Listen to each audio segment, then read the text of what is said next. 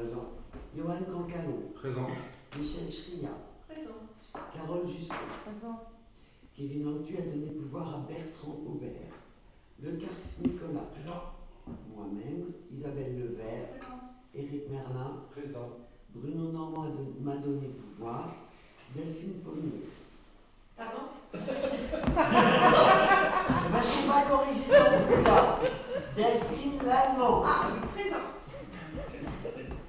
Corinne Rabet. Présente. Fatna Rafik. Présente. Chantal Contremoulin. Présente. Donc Christelle Demande absent, Marc Dumontier absent, Éric Lefebvre. Présent. Yann Gabriel. Je vous fais passer la feuille d'émargement pour la signature, s'il vous plaît.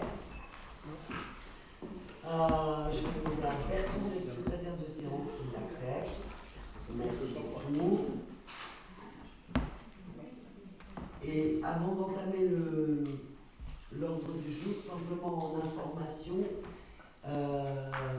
il y a un rapport sur l'eau qui existe, qui n'est pas à délibérer, qui est à donner comme information. Vu que c'est un dossier qui fait un certain nombre de pages, le choix a été de le mettre en lecture publique au niveau du secrétariat. Si certains veulent le consulter, regarder des choses dedans, vous pouvez venir, il n'y a pas de souci. Sur un conseiller municipal qui souhaiterait l'emprunter une journée ou deux, à condition de le ramener bien sûr, à la limite on peut le faire aussi parce qu'on n'est pas obligé de lire pendant 2 heures dans l'accueil de la mairie, hein, c'est pas forcément très agréable. Voilà, mais sachez que c'est une info qui donne un certain nombre de chiffres, d'analyses de données, etc. Enfin, voilà. Au titre des informations, Michel, je peux te passer la parole. Oui, parce que ça, avant, c'est pas une délibération. Ok, d'accord. Je distribue des petits catalogues pour des chocolats de Noël. Le but, c'est en fonction du montant des commandes, c'est fait avec le conservatoire de Val-de-Reuil, dont nous dépendons. Le montant des commandes permettra de reverser à l'association Passeport Culturel 25% des achats qui auront été faits. Ce qui veut dire que l'année dernière, pour des achats de 6 000 et quelques euros, 2684 euros de commandes, les bénéfices pour le passeport culturel ont été de 641,16 €, donc 25% du montant des commandes. Donc c'est un geste de solidarité dans le cadre des chocolats du cœur. Voilà. Donc la commande est au dos du fascicule. Il faut la rendre, la donner avec un chèque qui correspond, ou bien le faire directement sur le. Mais si c'est fait par moi, je sais que je vous les rapporterai directement quand ils arriveront. Sinon, je ne sais pas trop comment on sera certainement à disposition au conservatoire. Voilà pour ça. Si quelqu'un n'en a pas eu et souhaite le catalogue. Et je rappelle que le passeport culturel, c'est une association liée à l'école de musique qui permet de financer les inscriptions, les locations d'instruments et certains cours pour des enfants de familles plus défavorisées qui n'auraient peut-être pas accès à cette culture-là s'il n'y avait pas cette association qui aide quand même. L'année dernière, je crois qu'ils ont aidé 90 enfants, c'est ce qu'avait dit Vincent. Au spectacle. Alors à hauteur variable, hein, bien sûr. Des fois c'est juste une partie de l'inscription, des fois c'est l'inscription totale, etc. Mais ils avaient aidé 90 enfants sur l'accès à l'école de musique, évidemment sur la peine de ressources, etc. Voilà.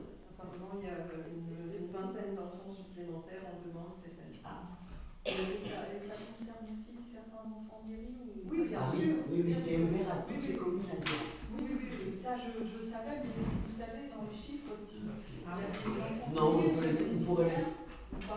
Alors, je suis sûr que oui. Parce qu'avant, quand le collège en fait était rattaché là, oui, dans le cadre de ce projet-là, il y avait des enfants mairie, mais là je ne sais pas s'ils sont à bord d'arche, peut-être qu'ils ne sont plus dans une Ça n'a rien à voir avec le collège, c'est le conservatoire de Val-de-Reuil et Ripose. Donc les élèves sont des enfants, sont concernés. Des enfants d'aînés, bien sûr.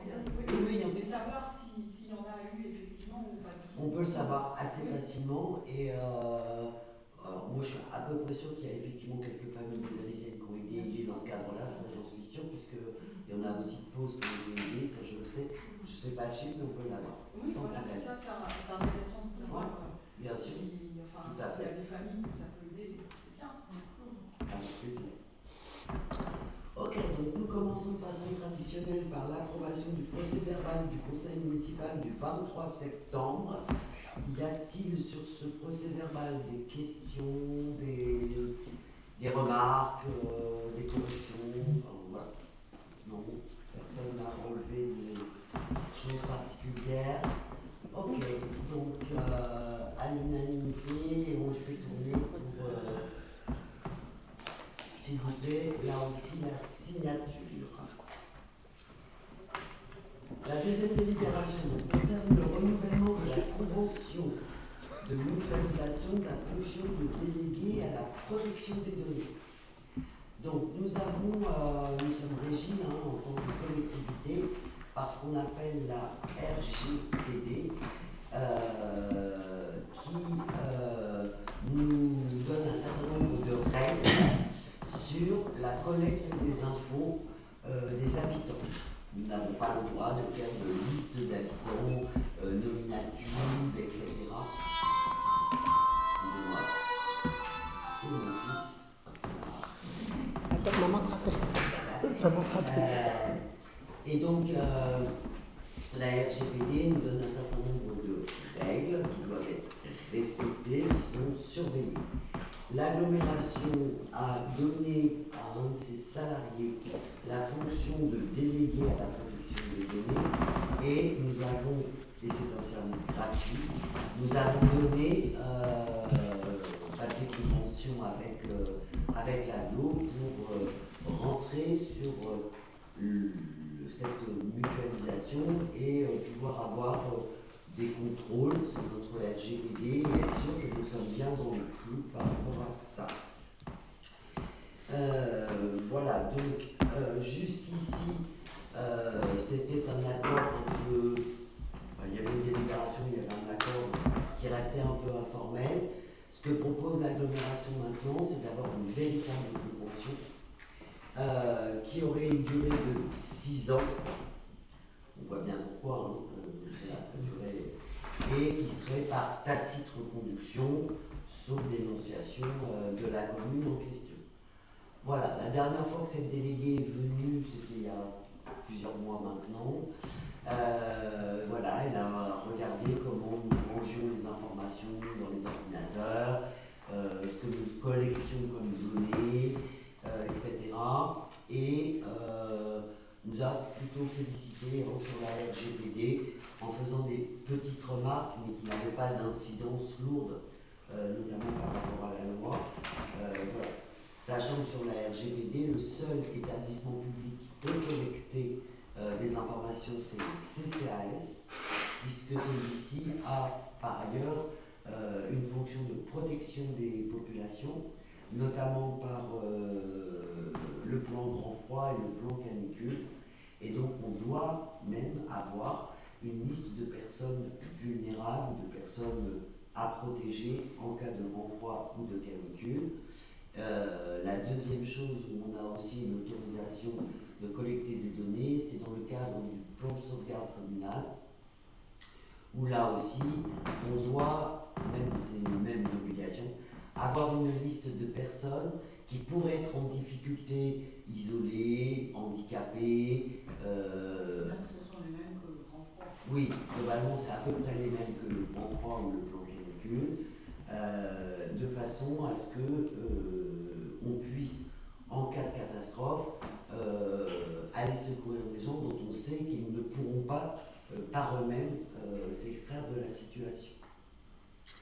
Voilà, donc je vous propose qu'on signe cette convention que vous avez eue normalement en copie, si je ne m'abuse, en pièce jointe, qui reprend ce que je viens de vous dire. Hein.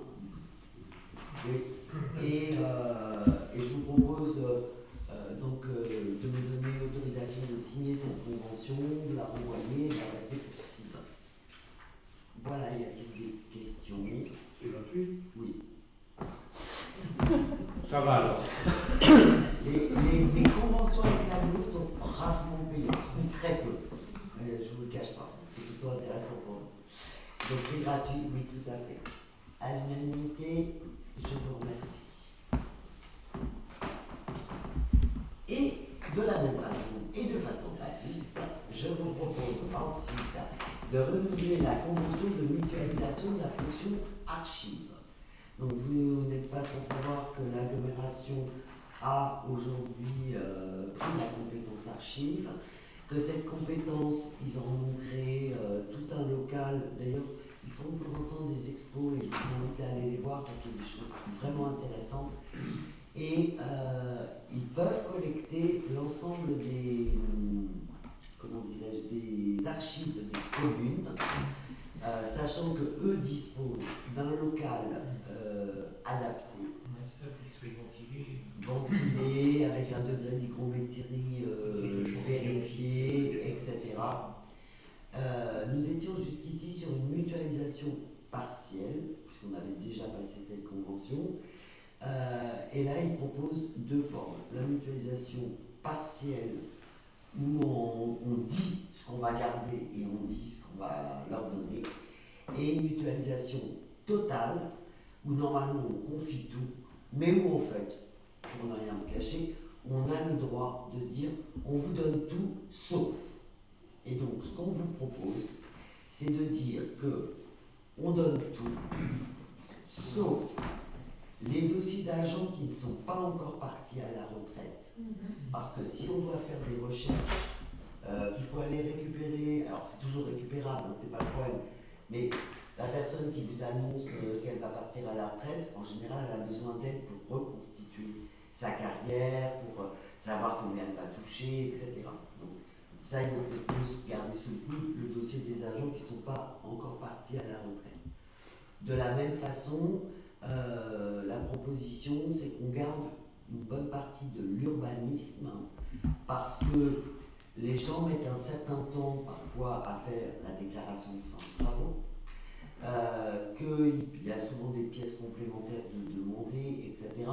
Et que donc aller trop vite à fournir les dossiers d'urbanisme, ça ne permet pas forcément de revenir en arrière, où là aussi il faudrait aller les chercher, etc. etc. Donc au moins de se les garder. Et puis peut-être quelques CM, au moins les derniers, c'est-à-dire de ne pas systématiquement les donner tout de suite, même si on a une version informatique. Mais la version tamponnée par la préfecture, on peut la garder pendant quelques années, 1 an, 2 ans, et puis quand une fois c'est fait, bon, on les emmène, ils viennent les chercher, ils les prennent, ils les trient, etc. Et d'autant plus cette convention est nécessaire pour nous, c'est que nous avons été alertés par l'archiviste de l'agglomération que nos archives avaient atteint un poids qui commençait à fragiliser le grenier.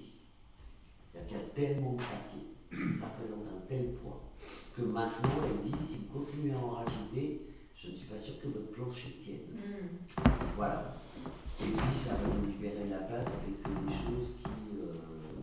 oui, c'est ça, si on doit se prendre des archives sur la tête, c'est pas forcément très agréable. Et d'autre part, ils y font un travail, ce qui est intéressant aussi, c'est que quand ils font des expos, par exemple, ils vont rechercher dans les archives des communes les choses qui peuvent être de la thématique qu'ils ont choisie.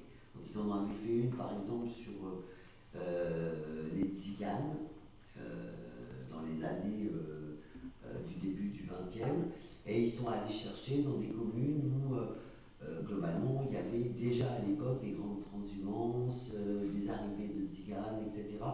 Voire ça venait de Pinterville et Aquigny, où il y avait déjà des photos qui étaient magnifiques, qui dataient du début du XXe, sur la sédentarisation des tziganes. Et c'était vraiment donc le début des gens qui s'installent encore en roulotte à l'époque, hein, c'était pas les caravanes, c'était les roulottes. Puis petit à petit, on voit qu'il y a des constructions qui se font à côté. Enfin voilà, il y avait toute une histoire. Et ils en ont fait une aussi, je crois, sur la crue de 1910, qui était vraiment intéressante, surtout qu'on est un petit peu conservé, donc c'est plutôt pas mal. Et par rapport en fait aux archives d'état civil et les recensements, est-ce que vous allez les conserver ou vous les transmettez? Sur le recensement... Les vieux recensements, en fait, ils ont un intérêt, disons, quand on veut faire une étude sur une famille ou autre, surtout qu'ils sont quand même en ligne, mais c'est bien si vous avez des personnes qui viennent faire les Alors, recherches. les livres, les livres d'état civil, on les garde.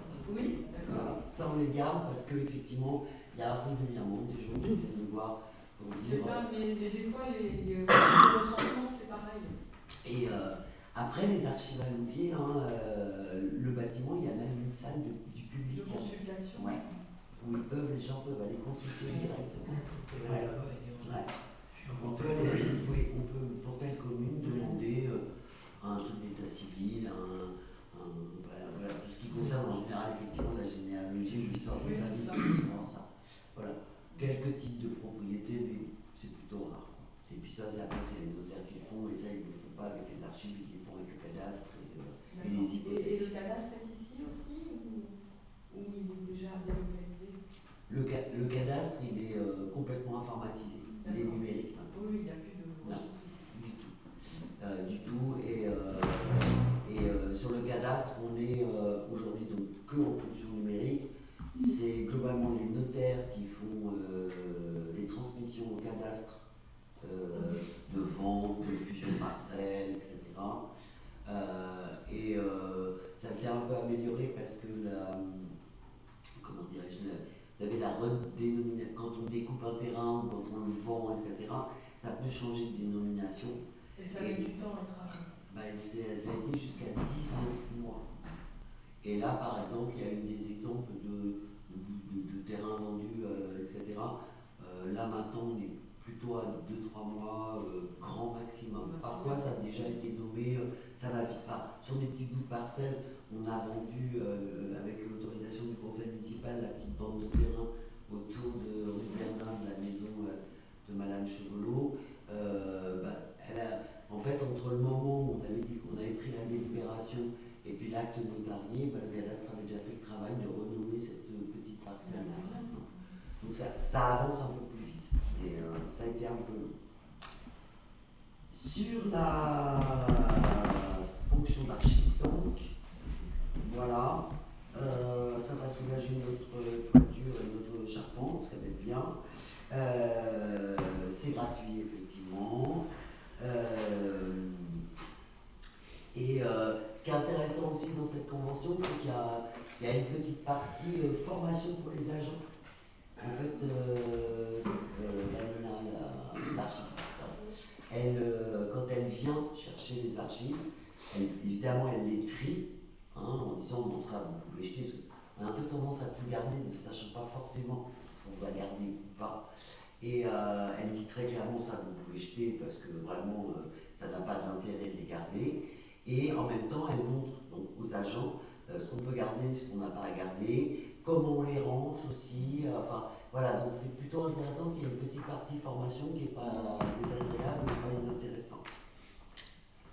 Voilà, y a-t-il des votes contre, des abstentions? Je vous remercie. Alors, nous devons donner notre avis sur le bilan d'application du plan local d'urbanisme intercommunal tenant lieu de programme local de l'habitat, d'où son nom PLUIH, H pour dire habitat.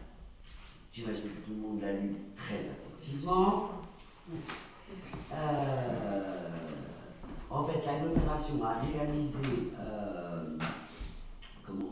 un bilan à partir d'indicateurs qualitatifs et quantitatifs qui reprenaient ce qui avait été donné comme objectif au PLU, donc la consommation foncière et la densification.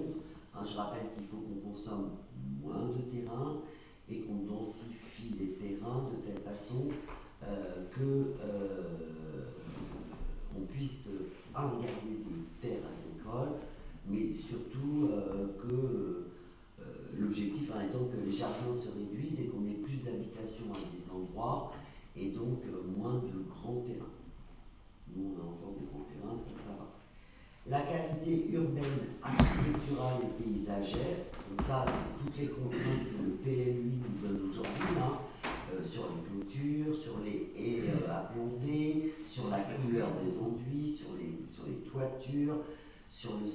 les maisons, sur les pentes de toit, il y en a un certain nombre. La protection de l'environnement, du patrimoine et des ressources. Donc ça, c'est un des objectifs qui fait que, par exemple, vous ne pouvez pas urbaniser votre propriété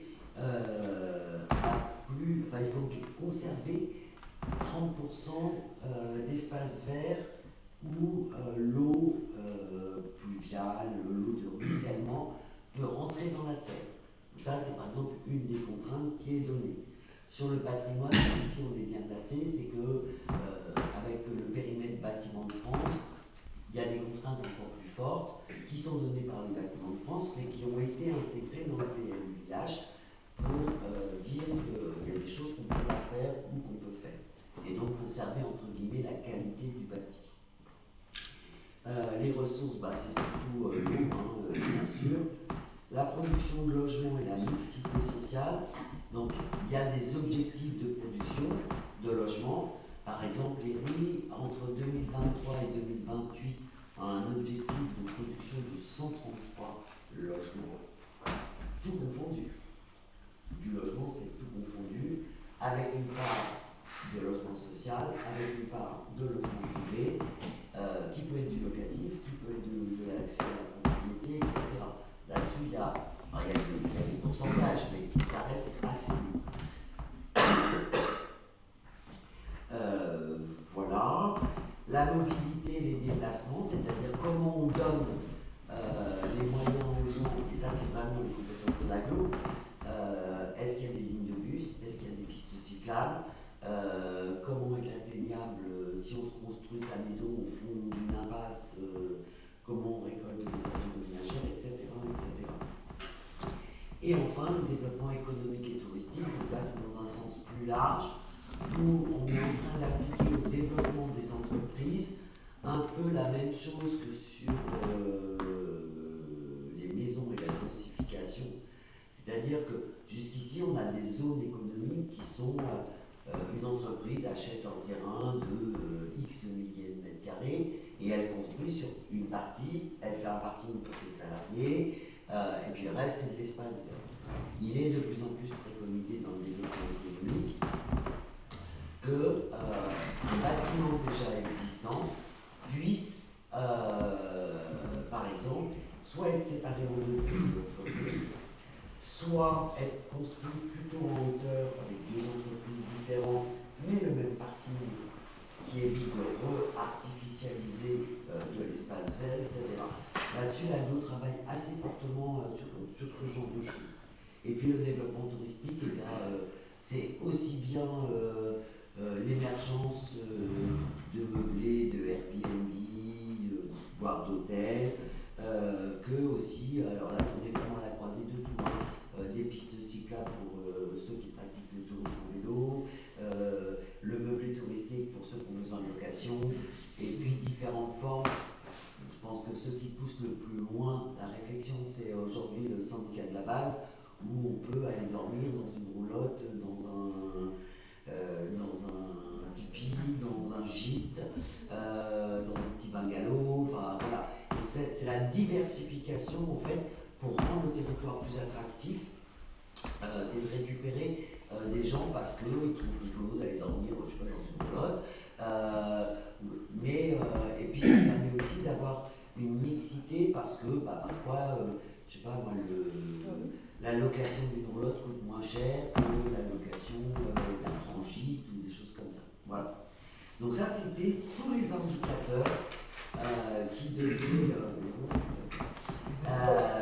voilà. Et donc, à partir de ces indicateurs, ils ont fait une évaluation en regardant comment les communes avaient travaillé, comment les entreprises avaient travaillé, etc. Et donc, ils ont considéré que la consommation foncière a fortement diminué par rapport à la demande antérieure, c'est-à-dire que globalement, pour mettre X maisons, on a consommé moins de terrain, on a aussi peut-être mieux découpé les terrains pour qu'il n'y ait pas des zones un peu perdues, globalement c'est ça, et aussi éviter l'étalement urbain, parce que si on construit que du pavillonnaire de type un peu classique, on va loin dans le village ou dans la commune, mais on étale. Donc ça veut dire que les gens, ils continuent à prendre leur voiture pour aller faire des courses, ils continuent à consommer aussi du terrain et d'autres choses. La production de logement est demeurée soutenue et donc pour l'instant l'équilibre en termes de mixité sociale a plutôt été respecté. Alors c'est sur l'ensemble de 60 communes, soyons clairs. Donc il y a peut-être une commune qui a fait plus de ceci, une commune plus de cela. Mais l'aglo, elle regarde sur l'ensemble du territoire. Elle ne regarde pas commune par commune. Même si elle donne des objectifs commune par commune. Il y a eu une préservation des paysages par les zones naturelles et agricoles. Ça, on a été, nous, interpellés plusieurs fois par les zones Natura 2000, où ils reclassifient certaines zones en Natura 2000, considérant qu'elles répondent aux critères, ce qui veut dire qu'on ne peut absolument pas construire. Par ailleurs, entre deux, le PPRI, donc le plan de prévention de risque d'inondation, a été retravaillé au niveau de la préfecture et dans un certain nombre de communes, on a perdu en terrain constructible. Alors, parfois, c'est des bandes de X mètres, mais si on additionne tous les bandes récupérées comme ça, on a regagné de la zone naturelle. Et puis, il y a la prise en compte de ce qu'on appelle la trame verte, bleue et noire. C'est-à-dire que maintenant, il y a une obligation quand vous construisez. Alors, le plus parlant pour vous, ça va être les riz, parce que les riz, on a la forêt, on a la rivière, on a le lac. Une trame verte, c'est un couloir non construit qui permet, normalement, au moins à pied, d'aller de la forêt à la rivière. Ça, c'est une trame verte. Et donc, il y a une obligation, là aussi, dans l'aménagement du territoire, de considérer qu'il faut garder ces trames vertes. Et ces trames vertes, elles ont été travaillées aussi avec l'aglo, c'est-à-dire qu'on a regardé où est-ce qu'il y avait encore du terrain sur les villes et comment on conservait ces bandes qui nous permettent de rejoindre la forêt et la rivière. Et il y a quelques petites trames vertes sur lesquelles on vous conseille de ne pas construire. Alors c'est que des propriétés privées, c'est compliqué de dire aux gens non, vous ne construirez pas là. Mais au moins de les inciter à prendre conscience qu'il y a une trame verte qui existe et qu'il vaudrait mieux la conserver pour notre santé, pour le développement de la faune et de la flore. Ensuite, la qualité architecturale et paysagère est renforcée grâce à l'évolution du règlement. Alors, le règlement, c'est ce qui fait hurler tout le monde, parce que le règlement, comme tout règlement, il donne de la restriction. L'exemple ici, c'est un monsieur qui a une maison en pierre, qui veut faire un enduit peint, etc. Et là, l'architecte conseil de l'aglo lui dit ah non, gardez vos briques, vous les faites rejointer, etc. Mais pour conserver l'esprit du village, de Lévis, et la qualité architecturale, eh bien, vous rejointez vos briques et vous ne les peignez pas. Voilà. Donc il n'a pas eu l'autorisation de le faire. Et ça a été... alors c'est un règlement qui paraît souvent restrictif aux gens entre l'idée qu'ils avaient de travaux. Ce qu'on peut reprocher à ce règlement, et notamment ici avec le bâtiment de France en plus, c'est que parfois ça coûte plus cher aux gens. Et que donc des gens qui auraient fait des travaux, comme ça coûte plus cher, ils ne les font pas. Donc ça, moi je l'ai déjà soulevé en MP du IH à la double, parce qu'il faut aussi tenir compte à un moment des moyens des choses. Et que peut-être des fois il vaut mieux refaire une maison propre, etc., que de rien faire et de laisser se dégrader un bâti. Voilà. Et en parlant de ça, je pense que ce qui me fâche à Lévis, très clairement, c'est le nombre de murs en parpaing non enduits. Voilà, donc je pense qu'on essaiera de faire une campagne de sensibilisation pour que dans certaines rues ça soit plus joli. S'il y a un enduit, on n'est pas obligé d'y mettre une fortune, mais ça serait quand même plus joli. Voilà. Si, c'est une obligation, mais comme il n'y a pas de... On peut le constater par un constat d'urbanisme. Bon, voilà, mais une fois qu'on a dit ça,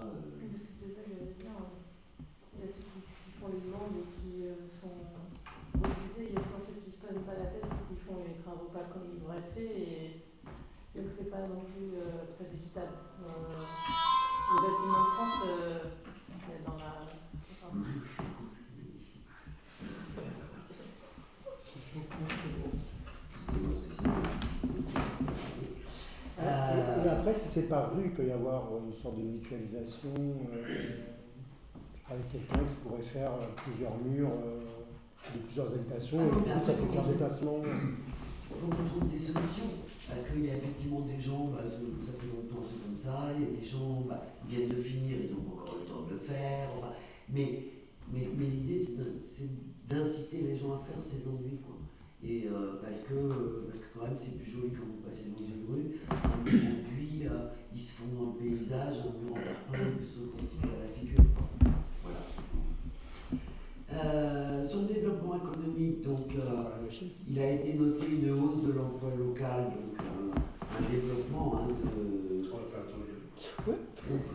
avec un développement économique qui s'est poursuivi malgré la conjoncture, donc ça c'est plutôt intéressant, et la commercialisation de nouveaux terrains d'activité. Donc ça aussi c'est intéressant, et c'est pas forcément des terrains c'est des terrains qui ont été aménagés, mais là aussi il commence à y avoir des découpages entre entreprises, etc. Donc ça c'est pas mal. Et la mobilité durable, donc, qui a été encouragée par l'amélioration de l'offre de transport. Alors ici, on peut la saluer effectivement parce que il y a même des fois où les bus y passent vite, on se demande pourquoi ils existent, mais je rappelle juste que jusqu'à il y a 4 ans, on ne pouvait pas aller à l'hôpital des Feugrés en partant de Guéry. Aujourd'hui, on peut prendre un bus et aller jusqu'à l'hôpital des Feugrés, qui est quand même l'hôpital de référence pour les territoires. Et j'avais fait une fois le calcul, dans le système précédent, je ne sais pas moi, une dame qui voulait aller voir son mari hospitalisé à l'hôpital des Feugrés, globalement elle partait à 8h du matin, elle rentrait à 17h le soir. C'est quand même pas possible pour, en plus les personnes âgées qui ne peuvent pas passer la journée sur place, etc. Donc là, il y a vraiment eu une amélioration, il y a aussi une amélioration pour traverser la Seine et aller de l'autre côté, au début de la vallée de Landelle, etc. Bon, voilà, ça c'est plutôt. Le réseau cyclable a continué à s'étendre, qui est plutôt pas mal, et il a été noté dans le bilan de la création de la maison du vélo. Alors moi, je vous invite à aller voir la qualité architecturale du bâtiment. Ils ont vraiment tout reconstitué façon Indus avec des fenêtres extraordinaires, des gros IPS.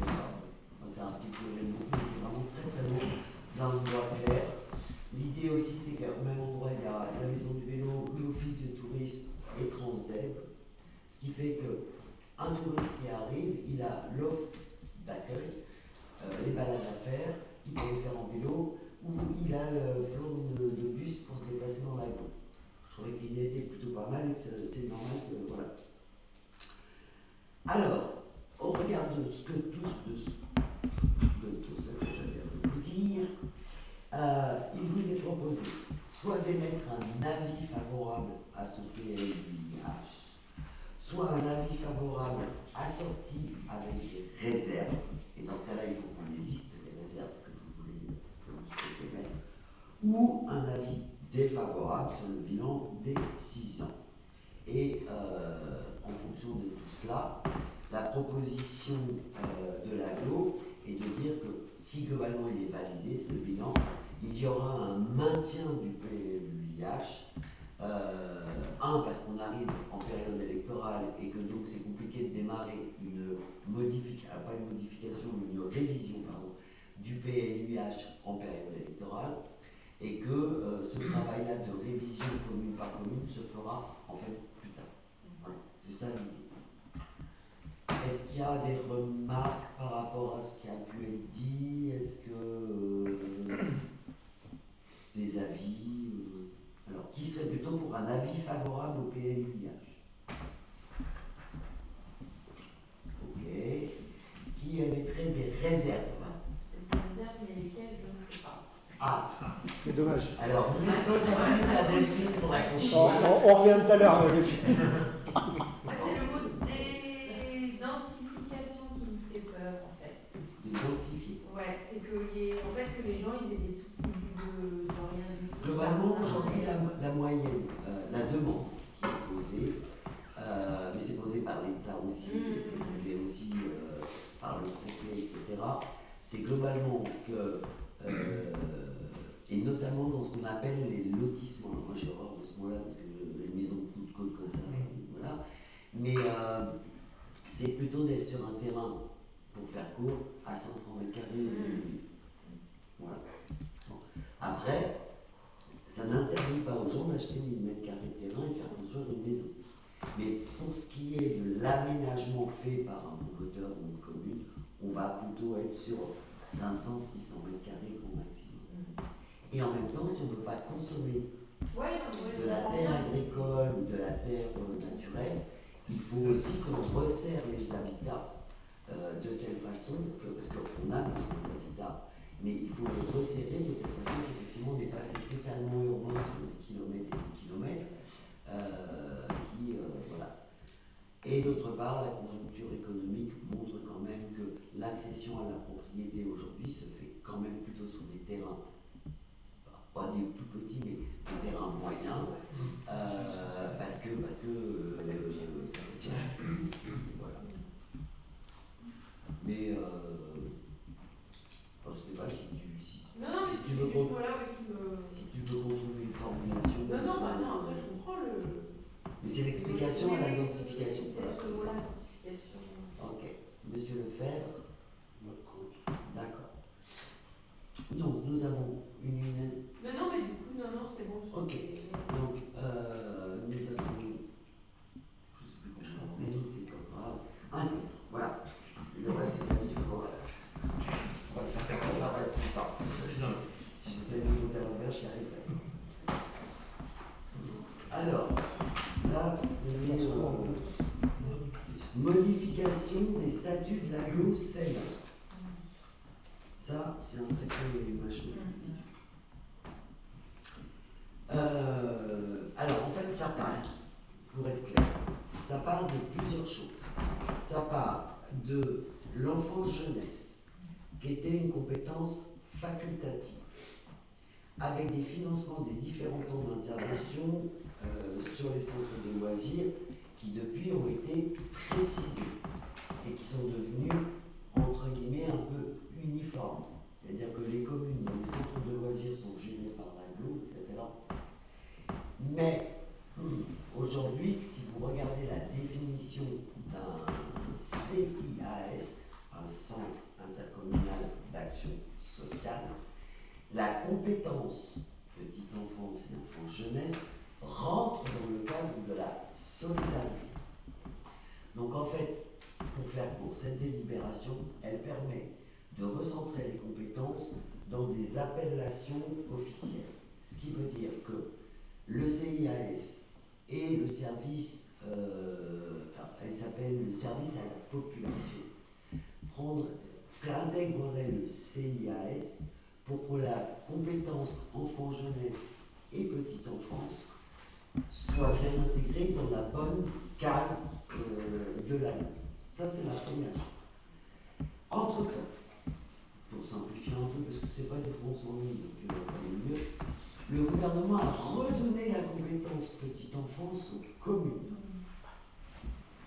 Donc, d'un truc qui était devenu un peu logique, on est repassé à un truc pas logique. Donc, pour que les services petite enfance, qui dans un certain nombre de cas sont gérés par l'agglo en direct, par exemple la crèche de Marche, la crèche privée d'Ouvier, la crèche privée de Val-de-Reuil, la crèche de l'espace des Deux Rives, on a une autre, je l'ai oublié, mais c'est pas grave, vont rester, enfin ces communes-là vont devoir délibérer pour dire si elles reprennent la compétence ou si elles en laissent la gestion à l'agglo. Ce qui veut dire que ces communes-là ayant délibéré, ensuite il y aura une compétence qui sera extrêmement définie avec le nom des communes qui ont transféré la compétence. Je vous rassure, celles qui avaient transféré, elles ont pas envie de la reprendre. Voilà. Sauf qu'elles vont être dédommagées, puisque normalement elles avaient la compétence, donc là l'État est donné des sous à ces communes-là. Et la dit, mais moi les sous, c'est moi qui gère, donc je ferai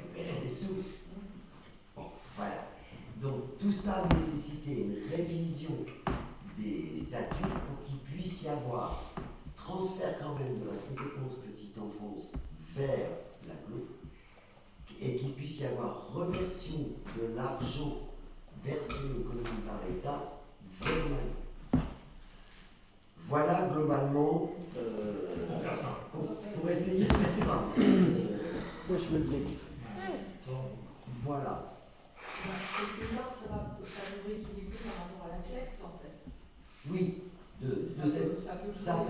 ça peut, et puis surtout, il y a besoin aussi d'une régularisation parce que sinon la CAF ne pourrait plus verser à l'aglo les allocations qu'elle verse sur notamment la gestion des centres de loisirs et de la petite enfance parce que son interlocuteur naturel devrait être la commune.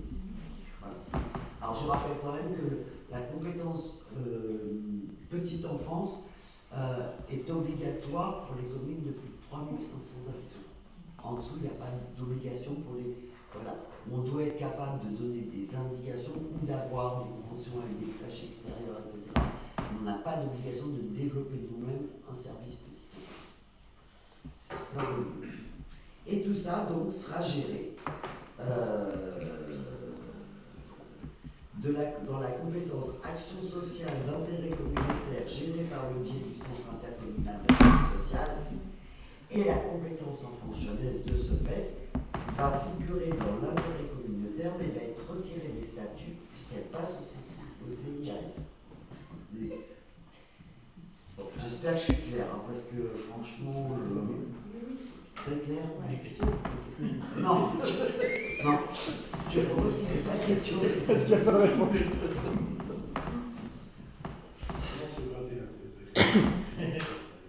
Bah c'est ça. C'est-à-dire que voilà, mais c'est parfois un peu compliqué.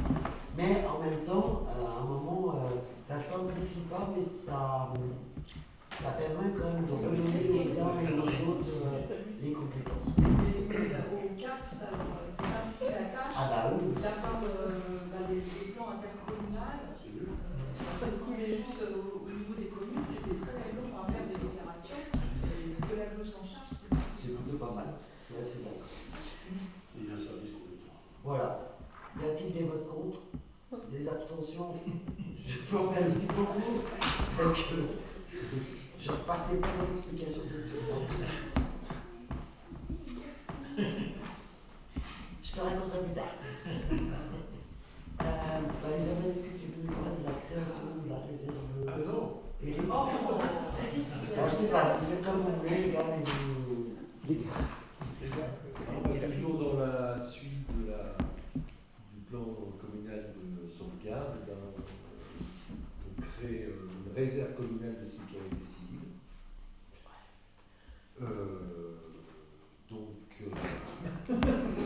Là, Qui est pour, qui est dont le rôle est essentiellement de venir en aide aux populations en cas de sinistre quelconque, qu'il soit naturel, industriel, peu importe, en sachant que ces missions se limitent, ne doivent jamais empiéter sur les missions des secours officiels, Bien sûr. pompiers, gendarmerie ou sécurité civile. c'est en soutien. C'est en soutien. En fait, encore une fois, c'est un peu toujours dans le même esprit, c'est d'organiser la solidarité et d'avoir rapidement des noms sur qui compter s'il y a un problème, s'il y avait besoin d'aide. Ce qui, après, ça n'empêcherait pas d'autres volontaires de s'y greffer, mais ça permettrait de structurer l'aide. Donc ça peut être aider des personnes à aller balayer, enfin vider une maison qui a été inondée, ça peut être héberger quelqu'un, ça peut Aller chercher quelqu'un. pour l'amener dans un centre, etc. Voilà. Donc on a créé quelques petits documents là, afin de façon à chercher à recruter des réservistes. Puis dans un deuxième temps, une fois qu'on aura recruté un certain nombre de réservistes, il faudra qu'on mette en place un règlement intérieur à la réserve. Donc on a déjà travaillé dessus avec Isabelle, mais ça sera dans le but de faire une proposition au bout du temps. L'intérêt, ce sera de travailler avec les réservistes sur ce règlement. Et donc pour créer cette réserve, il y a une obligation de délibérer. Et si la délibération est acceptée, ensuite de faire un arrêté Voilà. qui autorise la création de cette réserve et qui donne un statut à cette réserve. Je rajouterais que après, pour être service, ça peut être. Il n'y a pas besoin forcément d'énormes compétences. Hein, c'est ouvert à tout le monde. Tout le monde peut aider à son niveau. Ça peut être très peu de choses. Ça peut être faire des sandwichs dans la salle qui va accueillir les gens. Ça peut être tout simplement du réconfort, être là pour écouter. C'est pas forcément aller prendre sa tronçonneuse pour aller dépiter les arbres. Ça, c'est chez nous, Nicolas. Et du tracteur.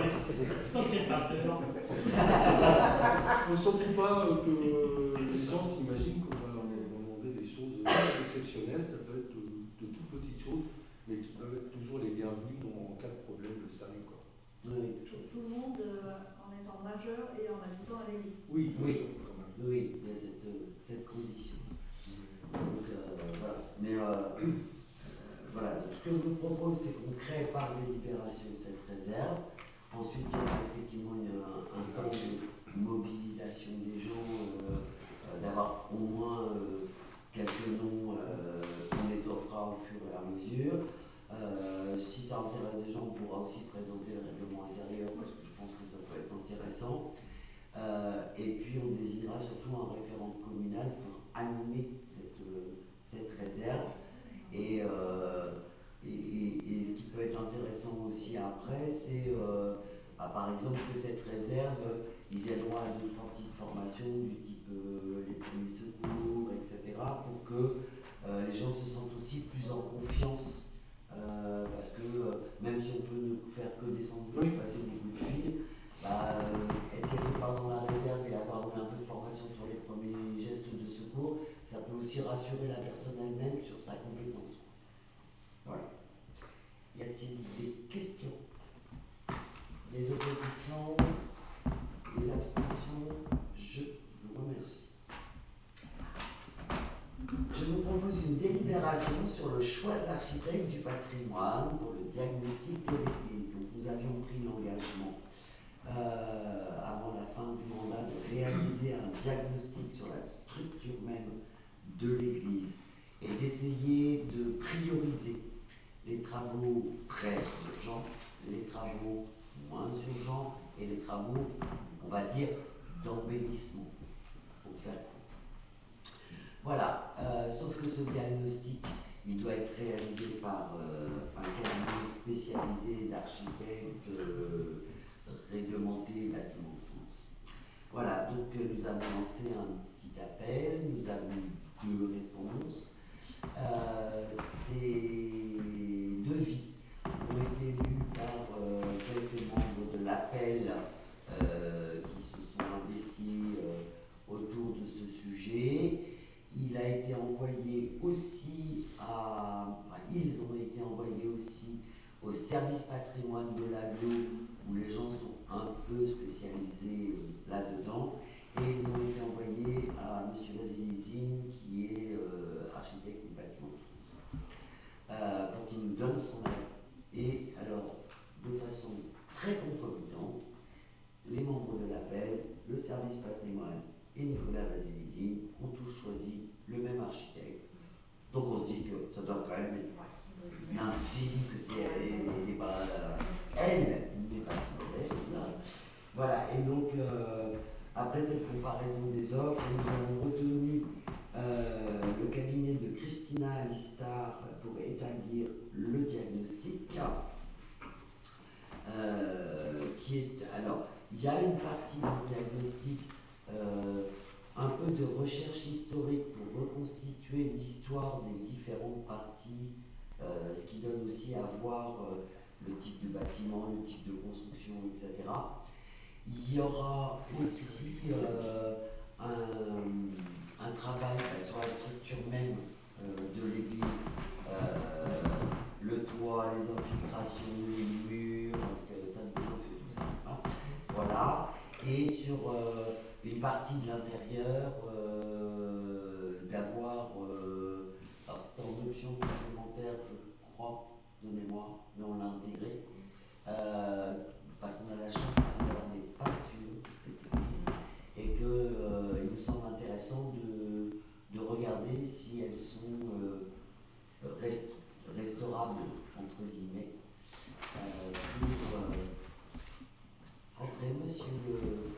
conseil municipal. Bonjour. Bonsoir. Et donc, nous souhaitons lancer ce diagnostic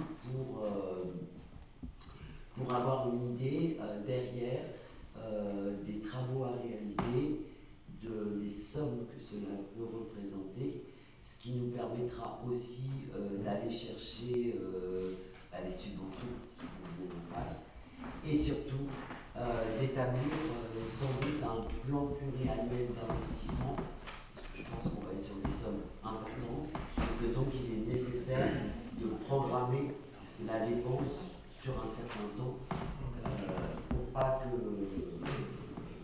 Combien coûte ce diagnostic? Alors, je vous fais... Alors, il y a deux délibérations. La première délibération est sur le choix de l'architecte, donc je vous propose Christina Alista, et je vous fais la deuxième, mais on viendra pour le vote après.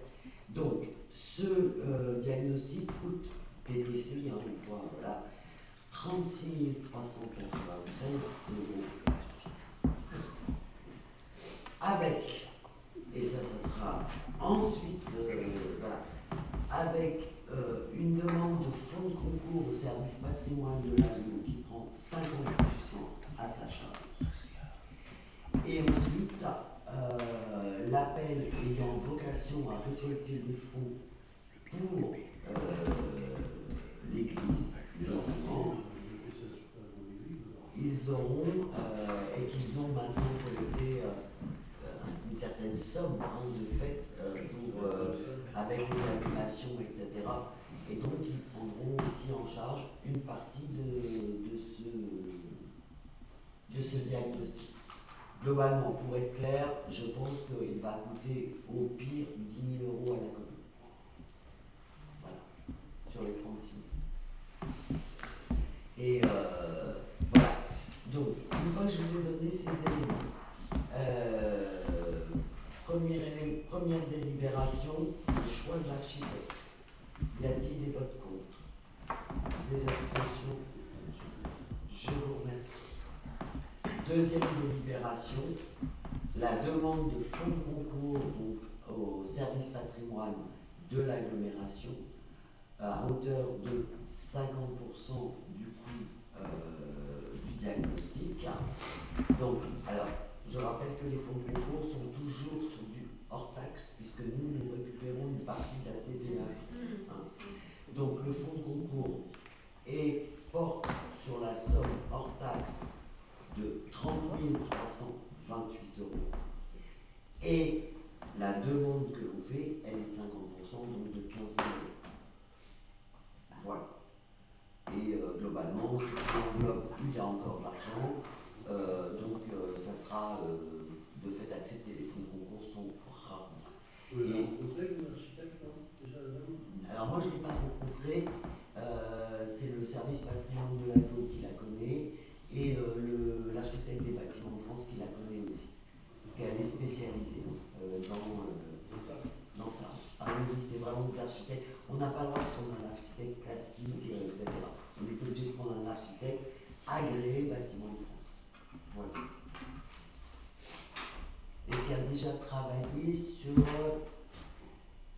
L'église de Louviers était. l'église de Port-de-Seine, ça je suis sûr que c'est elle qui a fait le diagnostic.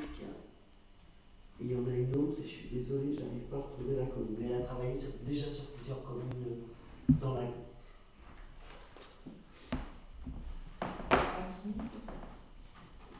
Peut-être bien. Il est possible, parce que.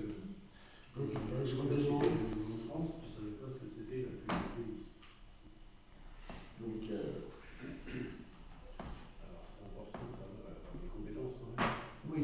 C'est au niveau du 12e. Mais ce qui va nous aider aussi, c'est justement derrière, par rapport aux travaux qui sont, j'ai envie de dire, prioritaires, parce que c'est ce qui m'intéresse, c'est que l'église elle s'effondre pas demain et qu'on arrête un peu les infiltrations. J'ai le sentiment qu'on va commencer par nous dire qu'il faut faire le toit. Bon, voilà. Sauf qu'un toit en bâtiment classique, c'est pas le même prix. Voilà. Donc ça veut dire qu'une fois qu'on aura ce type de devis, il va falloir se bagarrer pour aller chercher toutes les subventions possibles et inimaginables, parce que la commune ne va pas pouvoir rester seule l'église. Donc fasse vraiment en premier lieu les éléments qui menacent la structure. Même si on rêverait tous qu'elle soit plus embellie, etc., ça sera sans doute. Non, l'essentiel, c'est la sécurité. C'est une clarté. Exactement. Voilà la délibération suivante. Alors, nous sommes un petit peu en avance, mais pas tant que ça. En général, les demandes de subvention à l'État, qu'on appelle la DETR, l'ouverture du dépôt de délibération et de demande de subvention, en général, l'ouverture du dossier est en début décembre, en règle générale. Voilà, pour ne pas prendre trop de retard et pour être sûr qu'on l'envoie dès le départ, ce qui ne veut pas dire qu'on aura une réponse positive pour autant, mais peu importe, je vous propose une demande de subvention à la DETR sur la réfection et la consolidation du mur de soutien dans la cour de l'école maternelle du talus qui sépare l'école primaire qui est un peu en hauteur, de l'école maternelle qui est un peu en bas.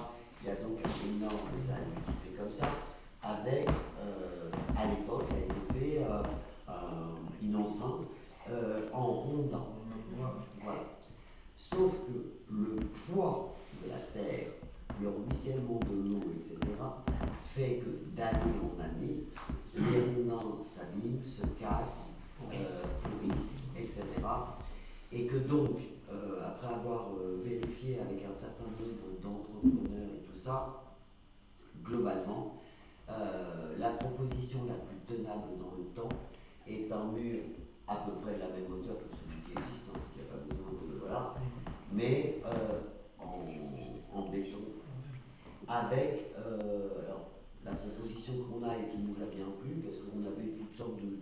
Mais c'était pas en plus le devis le plus cher, en refaisant ce mur, mais en suivant un peu les arrondis que les rondins font, et cerise sur le gâteau, en aménageant à certains endroits, en peignant le mur avec du tableau à ardoise pour que les enfants puissent dessiner à des endroits précis sur le mur à la craie, ce qui serait une activité supplémentaire de récréation pour des enfants qui n'ont pas envie de courir voilà.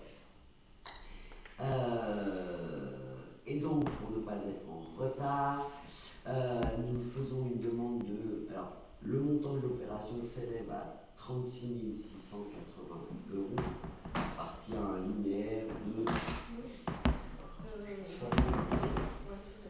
Je crois que le linéaire est 70 de mémoire. Donc, c'est pas rien. Donc, l'idée, le devis est à 36 680 €. Cette délibération sollicite l'État pour une prise en charge à 40%, c'est le maximum. Hein. En général, on ne les a pas. On a plutôt 30% que 40%.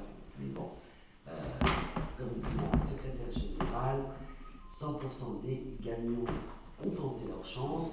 Nous tentons une chance à 40%. Si on le tient à 30%, et bien déjà on sera content. Voilà, ce qui ferait donc une prise en charge par l'État à hauteur de 14 672 €. Et pour la commune, il resterait 60% à hauteur de 22 000 €. Voilà.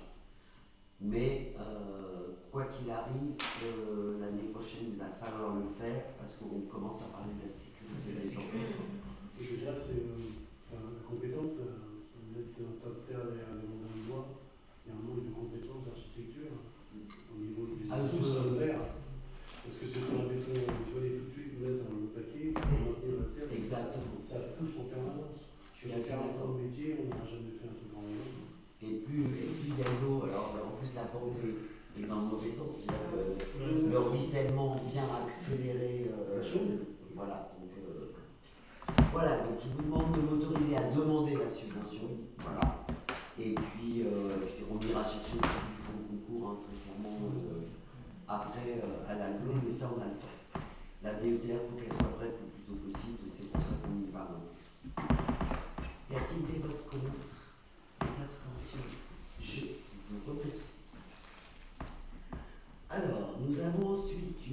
décision modificative. Pardon. On n'a pas compris le fonds concours patrimoine. Merci. Alors, le fonds de concours patrimoine. Je reviens au diagnostic de l'église et je suis absolument désolée de la tête en l'air. Donc, pour 50% de prise en charge par l'AGLO, par un fonds de concours sur le diagnostic de l'église. Y a-t-il des comptes? Des applications? Je vous remercie. Le urgence, on l'a fait. Et donc, nous passons à la décision modificative. Alors, je ne sais pas si vous vous souvenez, mais la loi a changé en termes de finances et avec la M57, quand il manque de l'argent sur un chapitre, nous n'avons plus d'obligation de faire du DM, une décision modificative, tant qu'il y a de l'argent sur un autre chapitre. Globalement, c'est ce que dit la loi. Sauf pour le chapitre 12, qui concerne la masse salariale, pardon, et où là, on doit vous présenter la décision modificative, voilà, qui va nous chercher. Et comment on va le chercher, en fait, l'argent qui manque. Donc, globalement, ce qui se passe, c'est que nous avons une masse salariale. La masse salariale, le chapitre 12, comporte aussi tout ce qui est assurance, prévoyance. Ce n'est pas que de la masse salariale payée aux gens. Il y a les charges, l'URSSAF, etc., etc. Et donc, par rapport à la somme que nous avions prévue, qui était de 441 000 €, comme c'est un suivi quasiment mensuel depuis, nous nous sommes aperçus que pour finir l'année, globalement, il va nous manquer 20 000 €. Voilà. Alors, pourquoi il va manquer 20 000 €? Nous avons plusieurs choses. Nous avons l'augmentation de la CNA-CRL qui, je le rappelle, augmente de 12% et qui va augmenter de 12% pendant 3 ans. La seconde augmentation se faisant sur la première. C'est un mécanisme qui soit pas sur la tête. Et que, très franchement, le calcul de cette augmentation était compliqué à faire et peut-être on s'est un tout petit peu loupé là-dessus. La deuxième chose, surtout, qui nous a mis dedans, c'est les remplacements. Nous avons eu plusieurs arrêts maladie longs pour lesquels nous sommes assurés et sur lesquels nous touchons du remboursement. Mais par contre, la personne qui remplace pendant l'arrêt long, il n'y a pas de prise en charge avec ce côté-là. Voilà. Et ces arrêts longs, alors, ils nous permettent de toucher plus de remboursement, c'est plutôt pas mal, mais par contre, ça ne couvre pas. Voilà. Et puis, la troisième raison, alors, qui est plus anecdotique, mais a été mis sur l'année la garantie maintien de salaire, et tous les salariés l'ont pris, et nous participons, nous, à hauteur de 7 € par mois par salarié. Alors, on parle de un peu plus de 1 000 €, hein, c'est pas une catastrophe. Voilà, ça fait partie des choses qui ont été augmentées dans la masse salariale. Et enfin, l'augmentation du point, où là, on se fait pris sur une année complète, et qui a augmenté 2 fois dans l'année. Voilà. Donc, pour toutes ces raisons, il manque 20 000 €. Alors, vous allez dire 20 000 sur 441, c'est pas une catastrophe. Non, mais il faut les avoir à la fin de l'année pour payer tout le monde. Voilà, sinon on ne paye pas. Donc, ce qu'on vous propose, c'est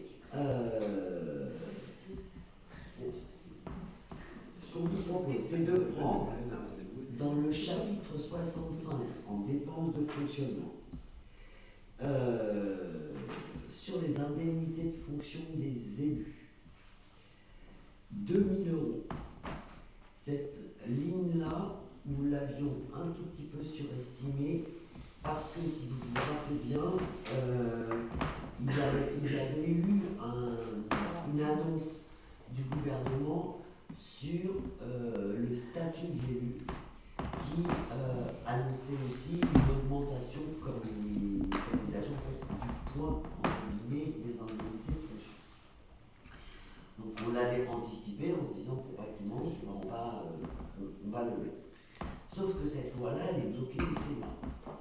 Donc d'ici la fin de l'année, vu le pataquès que c'est en ce moment, je pense que les allers-retours entre le Sénat et l'Assemblée ne seront pas sur le statut de l'élu, pour être clair.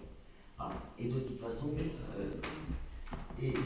y avait mis trop d'argent, donc c'est pas très très grave. Donc je vous propose de prendre 2 000 euros sur cette ligne-là et de le repositionner donc sur la ligne personnel titulaire au 012. Ça, c'est les premiers 2 000 euros. Ensuite, nous avons de prendre en recette de fonctionnement sur la ligne, sur le chapitre 13, le remboursement sur rémunération du personnel. Nous avions inscrit une somme, comme tous les ans, on estime, voilà, une somme que nous avons estimée à 10 000. Voilà, en disant quelques arrêts maladie, etc. Sauf que nous avons été remboursés du fait des arrêts de longue maladie de 28 000 euros. Donc, et tout ça est de l'argent qui concerne la masse salariale. Donc ça ne me choque pas de prendre sur des lignes qui concernent la masse salariale pour les remettre sur une masse salariale. Et donc ce que je vous propose, c'est que sur les 28 000 euros, on en prenne 18. Donc on conserve les 10 000 qu'on avait inscrits au départ, mais on prend les 18 qui viennent entre guillemets au surplus, et on les repasse aussi sur la ligne, sur le 012, de façon, alors les 2 000 sur les indemnités et les 18 000 sur les remboursements, ça fait les 20 000 kilos. Voilà.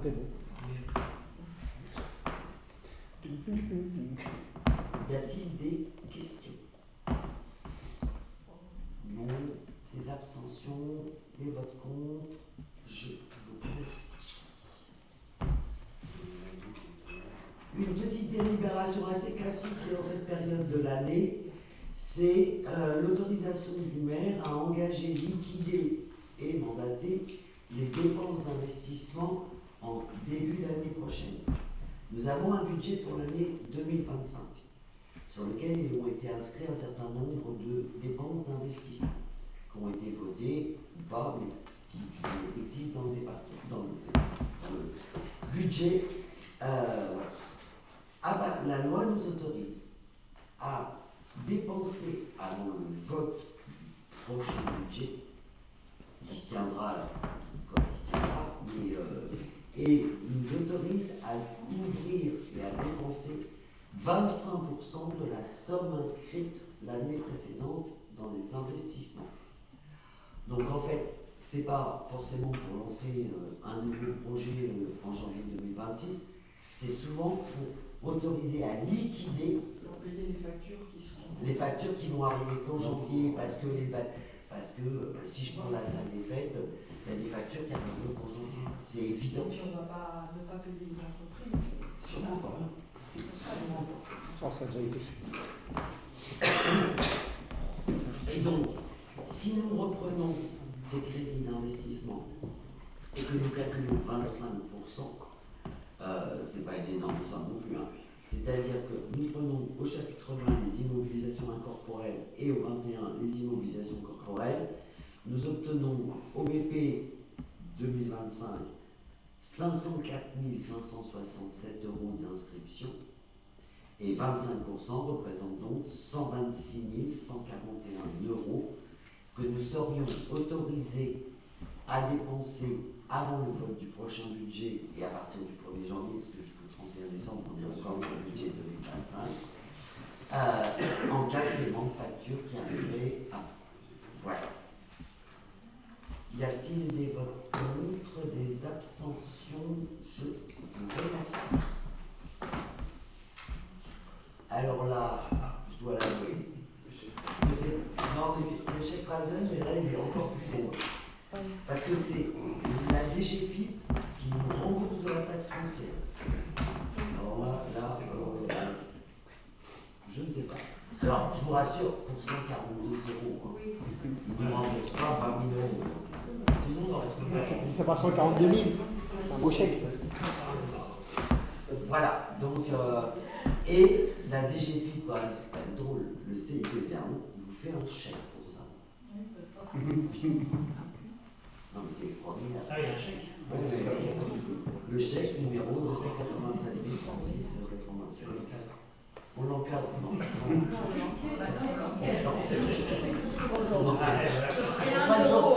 On fera une photocopie. Ah, oui, oui. Mais du coup, tu leur renvoies leur chèque ou comment ça se passe?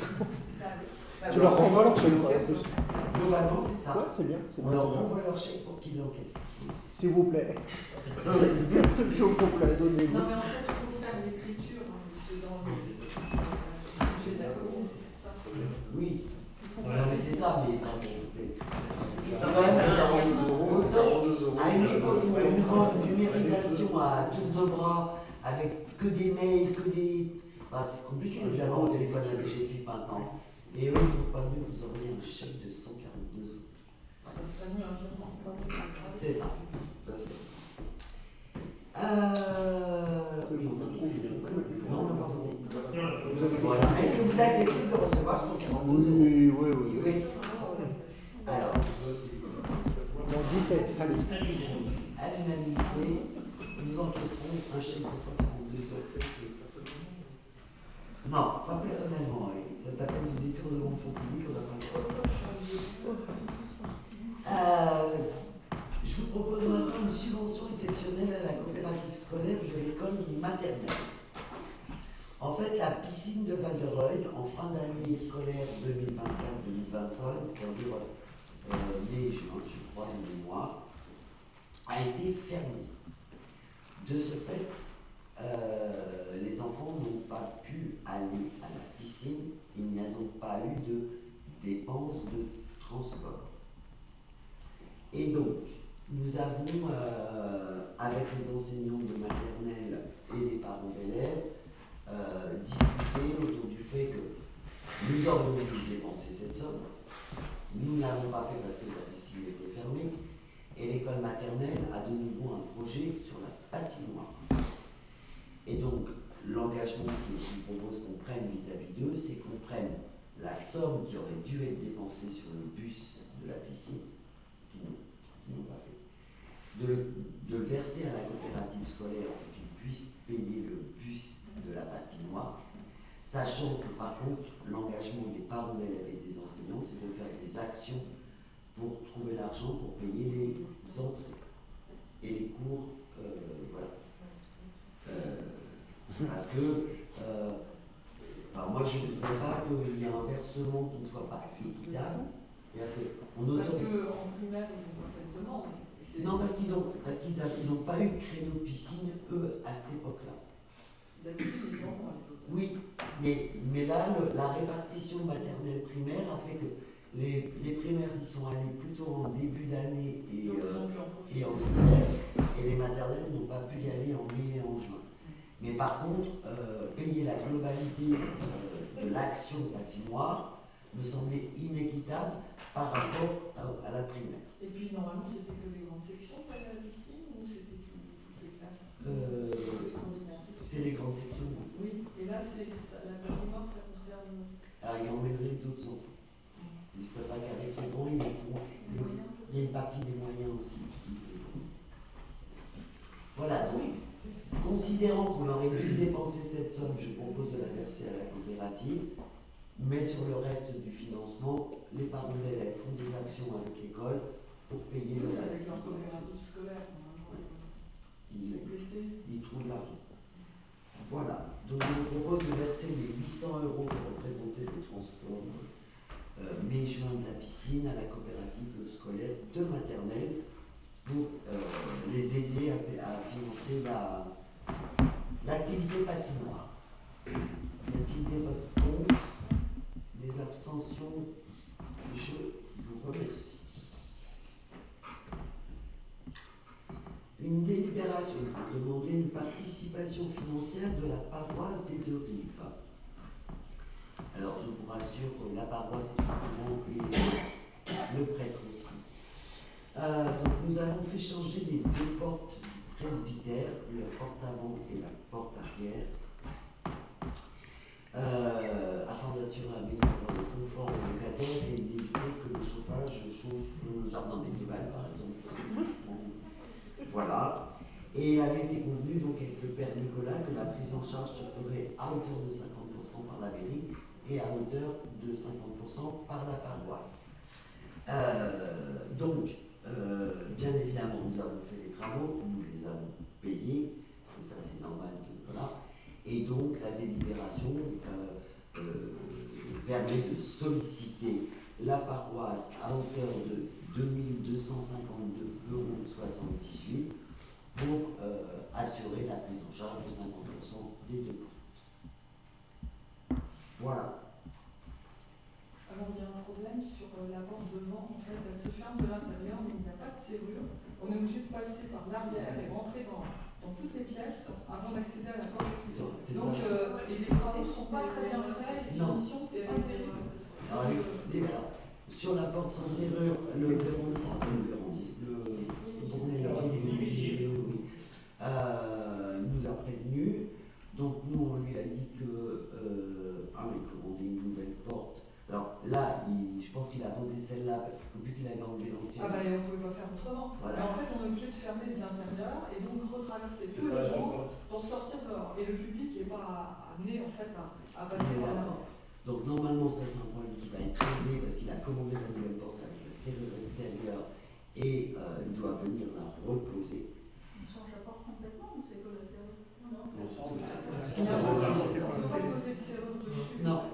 Elle a une fermeture qu'à l'intérieur. Mais c'est aux frais de l'entreprise. Hein. Bien sûr, c'est pas Oui, du c'est tout. pas la commune qui l'a fait. Et sur les finitions, nous on lui en a parlé. Parce que je l'ai vu. Hein, Ah mais moi aussi, oui, non, mais je suis allé voir. Et c'est pas possible que ça soit fait comme ça. Voilà. Bah, c'est celui avec lequel on travaille à la salle des fêtes, et sur la salle des fêtes, c'est nickel. Donc je sais pas ce qu'il fait, je sais pas. S'ils comptent changer la porte, ils ont peut-être pas fait la finition. Oui, c'est ça, je Non, pense. mais l'autre porte de l'autre côté, C'est pareil. c'est pas Oui, fini. En fait, ils ont été. On voit le bâti, c'est la rénov, avec la mais le bâti n'est pas recouvert, quoi. Il n'y a pas les Donc ça fait pas propre. Quoi. Et voilà, donc effectivement, le monsieur qui y habite m'a demandé ce que c'est à lui de faire. Non, c'est pas du tout à lui de faire. Ça doit être fait par l'artisan. Non, mais je lui dis la même chose. J'espère. Parce que De toute façon, la paroisse remboursera quand ça sera nickel et la porte. donc voilà. Mais nous, il faut qu'on passe une ligne pour la solliciter, Voilà. cette participation. Parce que sinon, la DGP ne comprendra pas que la paroisse n'est plus du tout. Et là, on va respecter ces actes. Donc, non, mais ça va être revu parce qu'on l'a aussi appelé. Enfin, quand Emmanuel nous a appelé, bien évidemment, on s'est rendu sur place, on est allé voir et on va faire des trucs. Moi, j'avais l'occasion d'aller parce que je recevais une famille. J'ai vu comment ça fonctionnait. Oui, non, c'est pas bien. Ça va pas. Non, c'est pas bien. Ok, on a voté, décidément ce soir. Y a-t-il des votes contre, des abstentions? Je vous remercie. Nous avons ensuite une convention de transfert dans le domaine public de rétrocession. Donc pour vous donner des nouvelles du projet de construction de logement rue du Lyon, entre la rue du 11 et la rue Verdun, appelé projet Nexity. Nous avons acheté le terrain, la promesse de vente a été signée, les permis ont été validés, ils sont dans la phase purge et recours des 2 mois. L'État nous a fait cadeau du mois de recours de l'État, ce qui devrait nous amener à signer avec Nexity au plus tard entre le 16 et le 19 décembre. Voilà. Et le service juridique de Nexity nous a demandé qu'on travaille ensemble les rétrocessions de toutes les parties qui vont rentrer dans le domaine public, comme on l'avait fait après les travaux autour de la Siloche. Vous savez, la Siloche vous avait sollicité pour redécouper et repasser dans le domaine public les espaces, les voiries, les parkings, certains espaces verts, puisque c'est un projet où il va y avoir quand même pas mal d'espaces verts, hein, et donc il faut voter la rétrocession. Donc on a travaillé avec l'architecte du projet sur un petit peu l'analyse exemple, derrière les logements type 3, plutôt réservés seniors, il y aura des nus du fait de la pompe de ruissellement, etc. Moi, j'ai dit que nous n'avions pas vocation à récupérer ces nus, parce qu'en fait, elles vont être dans le jardin, au fond du jardin de la personne. Moi, je considère qu'on n'est pas habilité et pas autorisé à rentrer sur une propriété privée pour aller entretenir un truc qui serait sur 4 mètres de large public. Et que donc ils débrouillent comme ils veulent, mais ça ne sera pas Non, c'est pas la commune qui peut le faire en lui, potentiel. Non, mais quand même, il faut avoir. Donc voilà, les voiries, ça c'est normal parce que je rappelle aussi que la dotation globale de fonctionnement est liée à la longueur des voiries et que si on ne les retrocède pas, là on va récupérer des voiries nickel, toutes neuves, donc les ennuis sont assez loin devant nous, que la compétence voirie est passée à l'agglo, donc en général les travaux sur la voirie ne coûtent réellement à la commune que 32% de ce que ça coûte, et que d'autre part, la dotation globale de fonctionnement est notamment calculée sur la longueur de voirie. Donc le fait qu'on récupère de la voirie, l'État va nous donner un petit peu plus de dotation globale de fonctionnement, qui permet d'engranger et s'il y a des travaux dans une partie. Voilà, donc c'est un espèce de cercle vertueux. Sur les espaces verts, voilà, les espaces verts, mais pour le coup c'est parce qu'on a aussi voulu du logement au milieu d'un parc et pas des pavillons collés les uns contre les autres. Donc on va assumer ça. Et sur la partie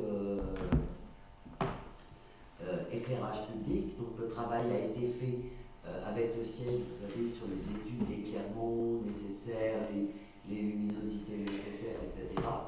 Et a priori, Nexity a répondu à ma demande de mettre de l'éclairage public solaire. Pardon. Chaque auto aura son panneau solaire. Je dis panneau solaire.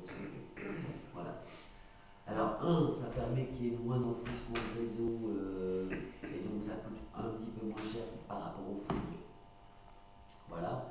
Et deux, si on est sur un nouvel habitat avec des maisons neuves, avec des espaces verts, etc., si on va au bout de la démarche, il faut du solaire pour éclairer. Parce que sinon, on ne peut pas. Ça veut dire que, là, on dit la nuit, tout est éteint. Oui. L'éclairage public solaire maintenant se contrôle aussi Ça avec des horloges. Durée de vie, Pardon. la durée de vie, Ah, j'ai fait des vies. Non, j'ai fait ça. la moto, la photo avec les panneaux solaires. Plus de 10 ans. Plus de 10 ans. Et en fait, on restera, nous, la rétrocession, alors, à nous permet d'avoir une fois fini l'éclairage public voilà, un certain temps. Ça, c'est la première chose. Et la deuxième chose, nous restons par contre dans la convention avec le CIE. Propriétaire des mains.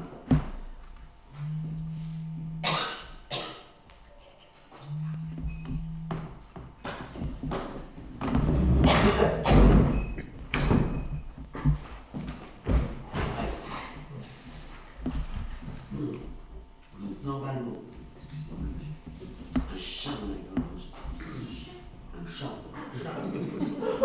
Une souris.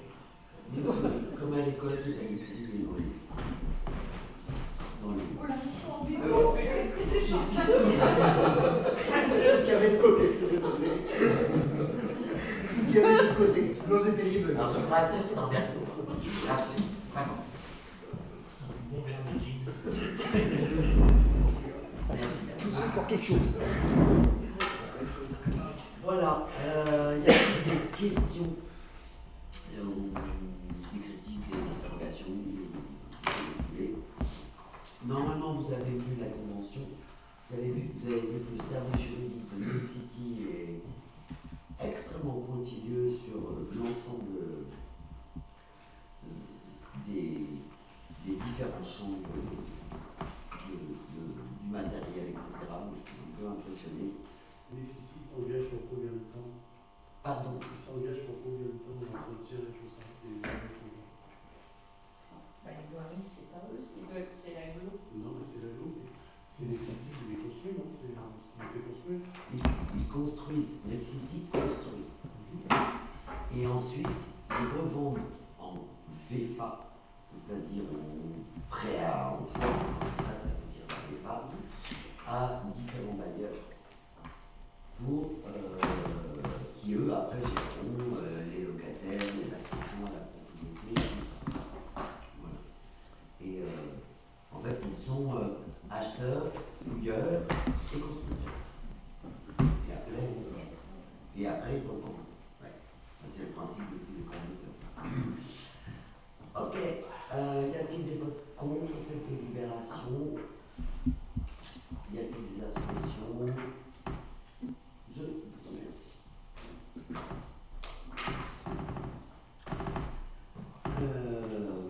Dernière délibération.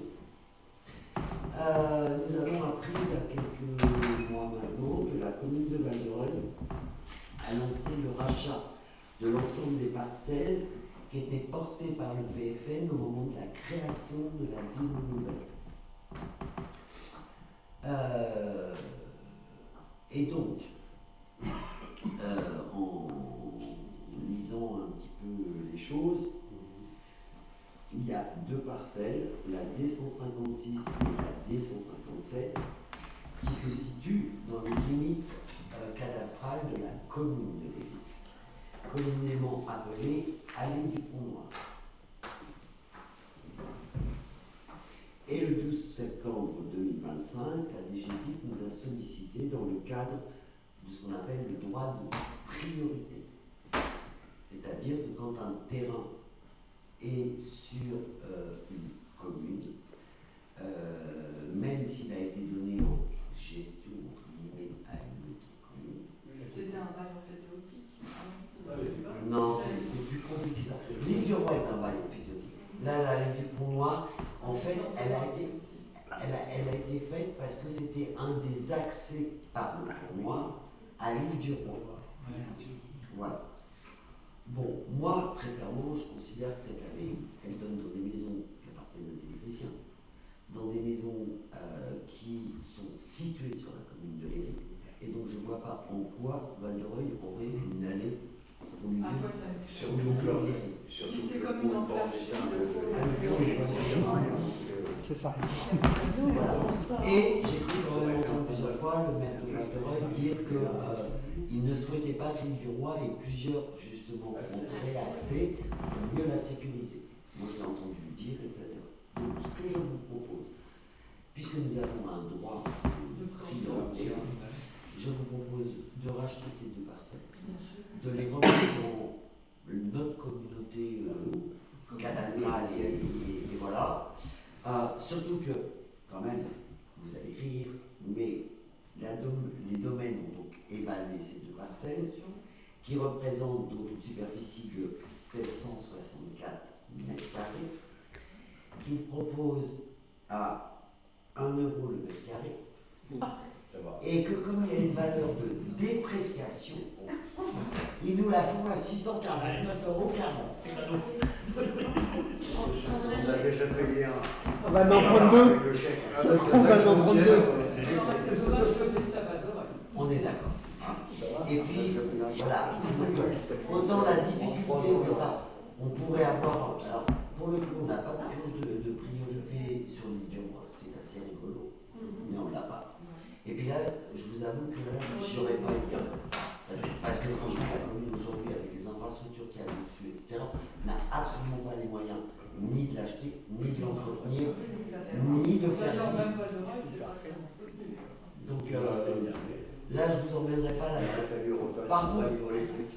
Par contre, l'allée du Pont-Noir, qu'elle revienne dans ce qui nous appartient, franchement, moi, ça ne me pose aucun problème. Voilà. Dernier pour financer les travaux. Oui. Et ça, c'est. Je sais Décision pas si va donner la chance que ce soit. Quelquefois où on a dit dans Oui, c'est ce qui me semble. C'est là que ça a été évalué le pouvoir. Et à l'époque, l'impact en perdant le bout du roi à condition d'avoir un terrain.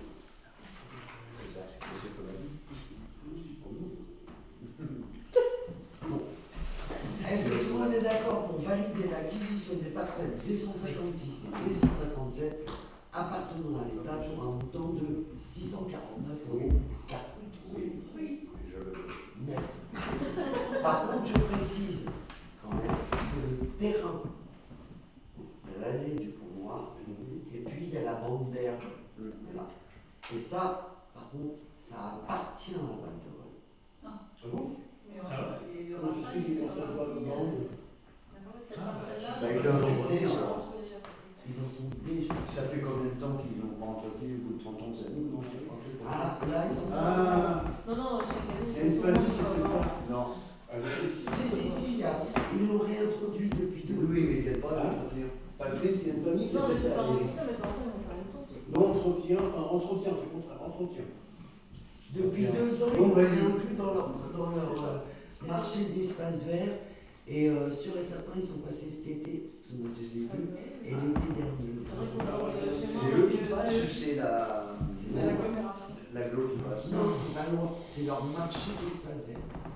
En fait, moi j'avais rencontré le directeur adjoint du service technique de la ville de Val de Reuil pour leur dire ça vous appartient.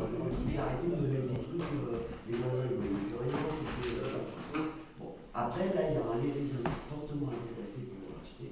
Donc moi j'ai dit au maire, de Val de Reuil qu'on avait un Lérisien qui était fortement intéressé pour racheter cette parcelle à la ville de Val de Reuil.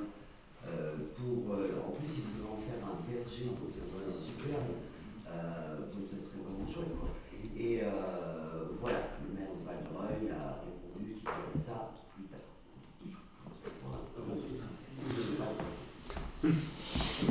Voilà. Jeu de mots en